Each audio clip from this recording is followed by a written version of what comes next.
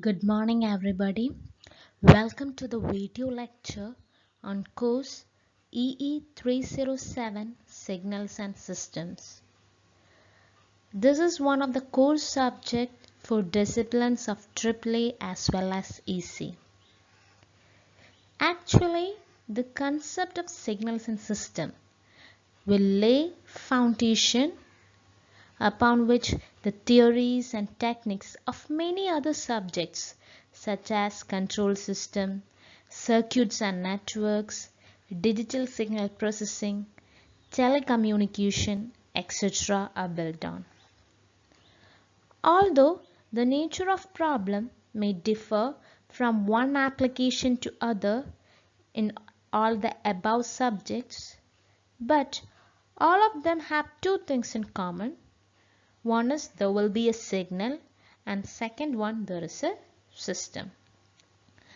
And the subject signals and system gives an idea on how different physical phenomena or processes can be represented mathematically, and also it introduced different mathematical tools that can be used to predict the output of a system given that we know the input.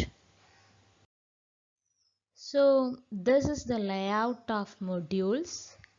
The first module that will give you a general idea about the subject signals and system.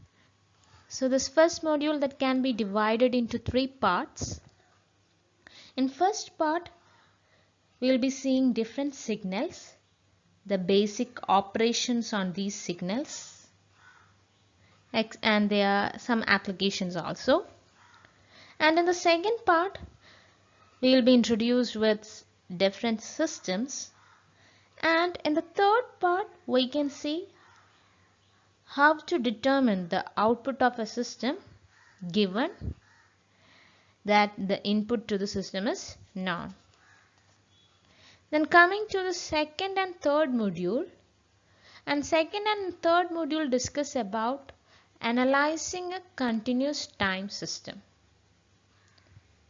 So for analyzing continuous time system, there are two mathematical tools. One is Laplace transform and the second one is Fourier transform. In the second module, we will be discussing how Laplace transform can be used to find the output of a continuous time system.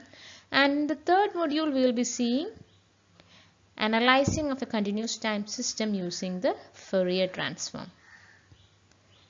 Coming to the fourth module, it is about the discrete time systems.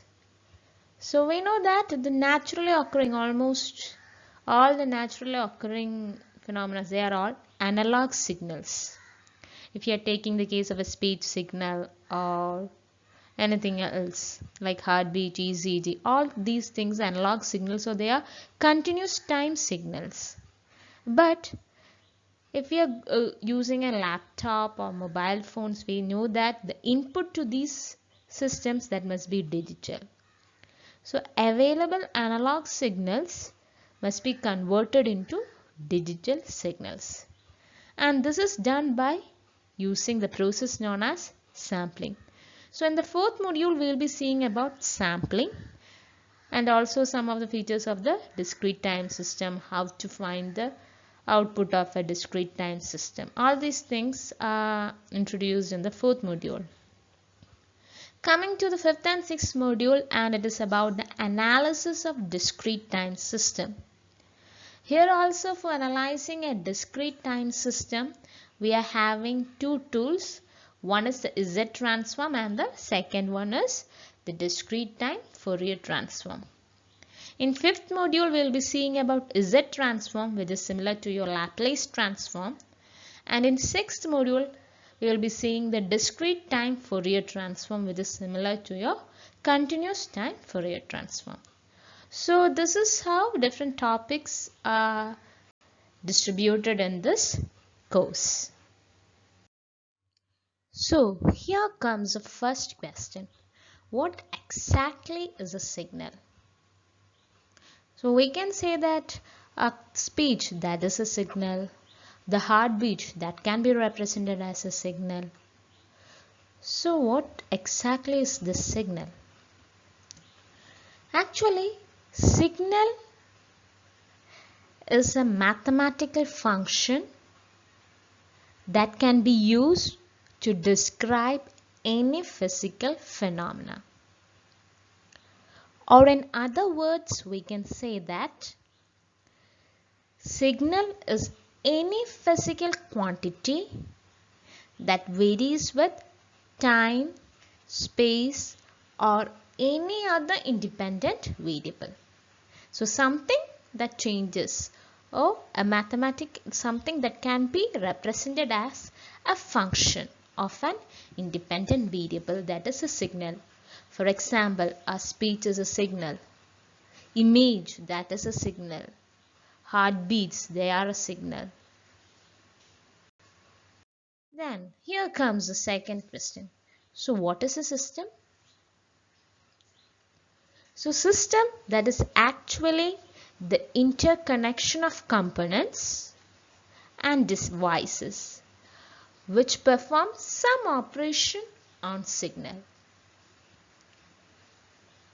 So in the simplest way, we can say that if we are giving an input to the system, we will be getting some output that is different from your input. For example, computer is a system. Our microphones we use, that is a system, because we are giving a small voice as input, but we are getting an amplified voice in the case of a microphone. Or if you are taking the case of an electric motor, that is a system, because input we are giving as electrical energy, output we are getting as a mechanical power. So all these are examples of a system. So in other words, in the simplest words, we can say system process the input signal to get the desired output signals. So the signals that we are going to deal with in this subject are all one-dimensional signals. Or in other words, we can say that these signals are only function of one independent variable, and that independent variable is time. So signals that we will be seeing from beginning to end of the subject are functions of time. Okay, so this function of time, they can be either continuous function or discontinuous. So this time signals, they are mainly of two types. First one is continuous time signal. So take a look at these figures. The first one is an ECG signal, second one is a sound waves, and the third one is some output of some electric circuit that we are seeing in the CRO. Okay, so what is common to all these signals? All these signals are varying with respect to time, and also these signals are continuous. Hence, they are known as the continuous time signal. So a continuous time signal will be defined for all values of time, and usually it will be denoted as x of t. It will be a function of time. Okay, can be either called as x of t, or it can be called as f of t, or it can be called as g of t. A continuous time signal will always be the function of time, that is t. So if you are finding any signal which is a function of time, one thing we can make sure that is a continuous time signal. Okay. Now the second one, that is the discrete time signal. So take a look at the first two sets of figures. In the first figure, we can see that the signal components, they are only defined at discrete instance of time, not for all the values of time. The signal is having value at -2, -1, 0, 1, 2, 3, etc. But there is no value for signal between 1 and 2. That means that signal is defined only for discrete intervals of time. Same applies for the second case. So these signals are known as the discrete time signals. So the discrete time signal that will be defined only at discrete values of time, and usually it will be denoted as x of n. It is a function of n. Discrete instant, that is denoted as usually n.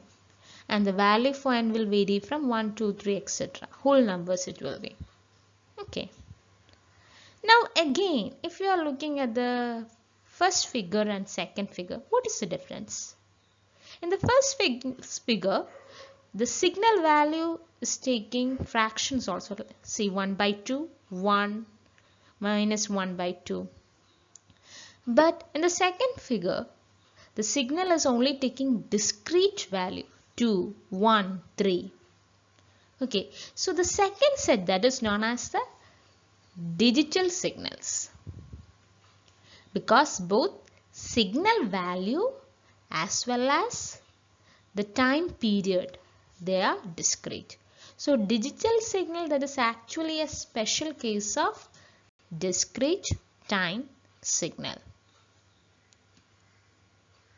Next we will be seeing about the different elementary signals. So these signals, they are the commonly used signals to represent some physical phenomena.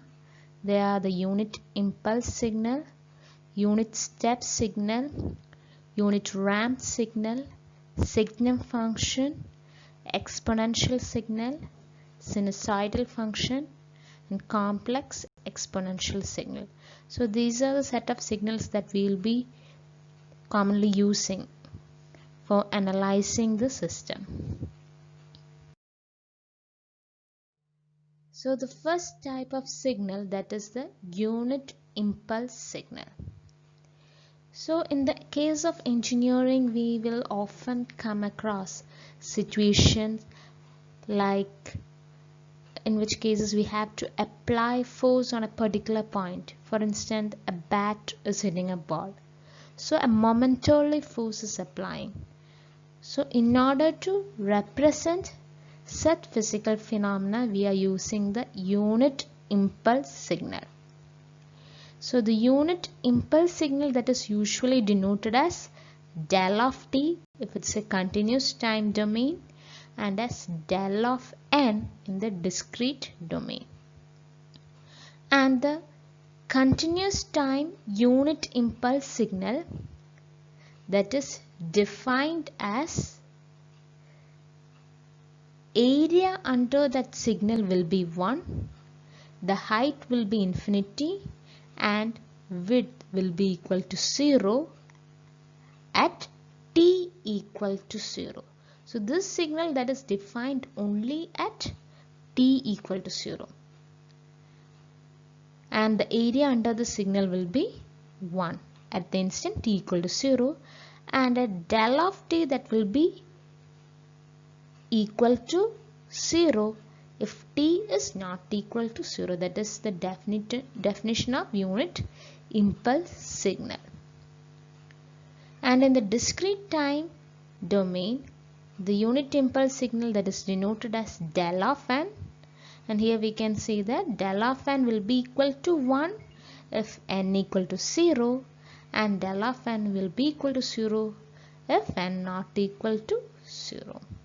So this is your unit impulse signal. And the second type of signal, that is your unit step signal. So assume that I am having a car which is running at a constant speed.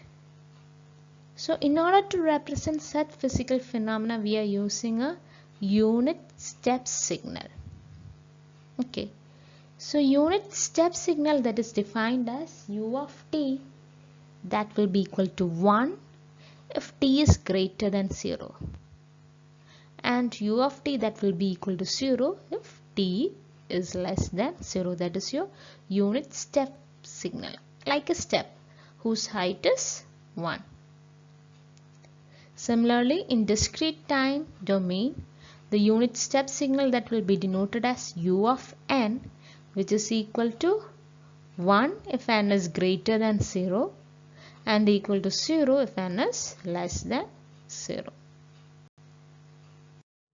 So next one is the unit ramp signal.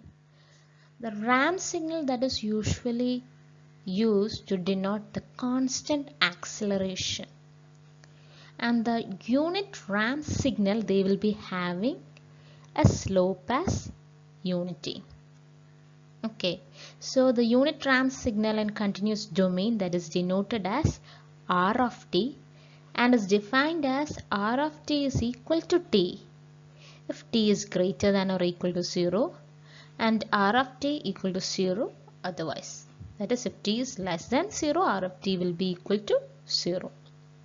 And similarly in discrete domain, r of n, unit ramp signal that is denoted as r of n, that is equal to n if n is greater than or equal to 0 and equal to 0 otherwise. So in the figure here we can see when n equal to 4, r of n is also 4.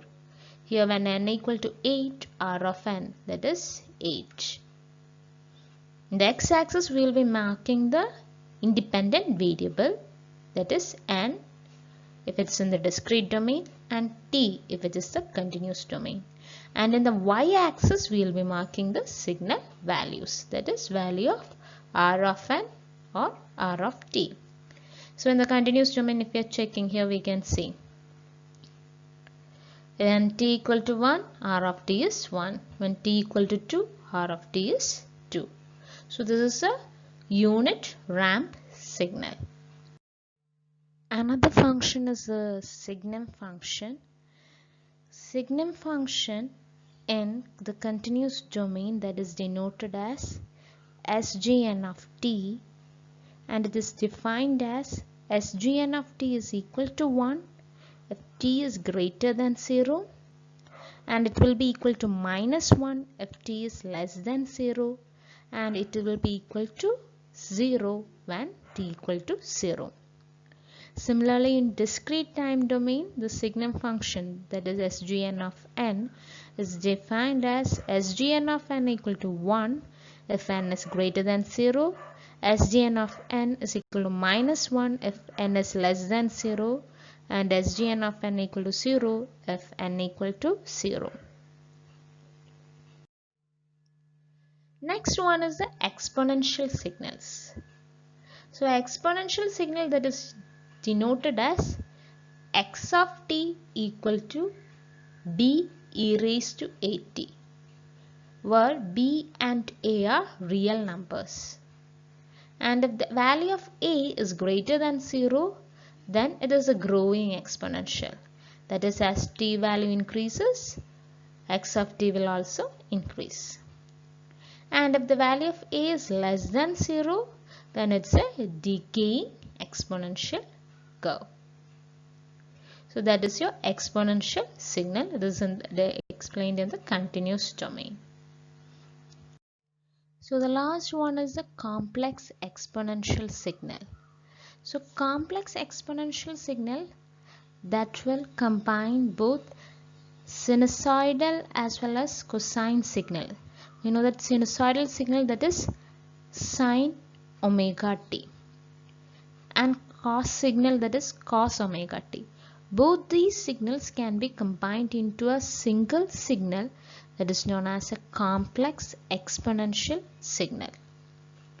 So the complex exponential signal in continuous domain that is defined as x of t is equal to e raised to rt into e raised to j omega t plus phi. Okay. So if the value of r is greater than 0, we will be getting a growing complex exponential signal, and if the value of r that is less than 0, we will be getting a decreasing or decaying complex exponential signal. So here we see that x of t is equal to e raised to rt into e raised to j omega t plus phi. We know that e raised to j omega t plus phi, that can be written as cos omega t plus phi plus j sin omega t plus phi. That means there are both sine component as well as cosine component in the case of a complex exponential signal. Similarly, in discrete domain, the complex exponential signal, that is usually denoted as x of n is equal to e raised to rn into e raised to j omega n plus phi. Here also, if r is greater than 0, then we will be getting a growing sinusoid, and if the r is less than 0, we will be getting a decreasing sinusoid or a decaying sinusoid. So that will be the end of the session. Thank you.